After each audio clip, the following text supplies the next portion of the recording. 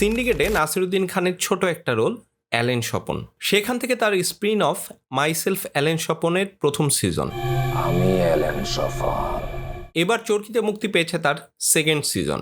এই সিজনেও শায়লা মানে মিথিলা ক্যারেক্টারটা অনেক গুরুত্বপূর্ণ ছিল। তার সাথে স্বপনের সম্পর্কের যে টানাপোড়েন সেটা আগের সিজনের মতো অতটা যত্ন নিয়ে দেখানোর সুযোগ হয় নাই। আর নতুন চরিত্র হিসেবে এন্ট্রি নেয় দিশা, যে চরিত্রটাতে জেফার রহমান অভিনয় করেছেন। মানি ইজ জাস্ট মানি।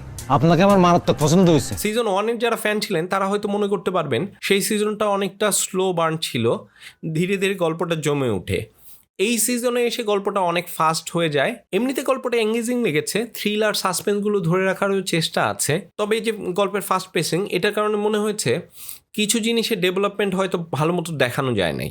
যেমন অ্যালেন স্বপন এই সিজনে অনেক কিছু করে ফেলে, আর সেটা করার পেছনে যে বিল্ড আপটা বা তার যে প্রভাবটা সেইটা এইখানে তেমন নাই। প্রথম সিজনে যেমন স্বপনের ব্যাকগ্রাউন্ড, শায়লার সাথে তার সম্পর্কের যে টানাপোড়েন সেটা অনেক যত্ন নিয়ে দেখানো হয়েছিল। এই সিজনে এসে স্বপনের ভেতরের যে কনফ্লিক্টটা সেটা থাকলেও সেইখানে একটু সময় কম দেওয়া হয়েছে। সংলাপগুলো অবশ্য ভালো ছিল। নাসিরুদ্দিন খানের মুখে স্বপনের যে ডায়লগ সেগুলো অনেক পারফেক্ট মনে হয়েছে। আমার কথা একটু শোনেন প্লিজ।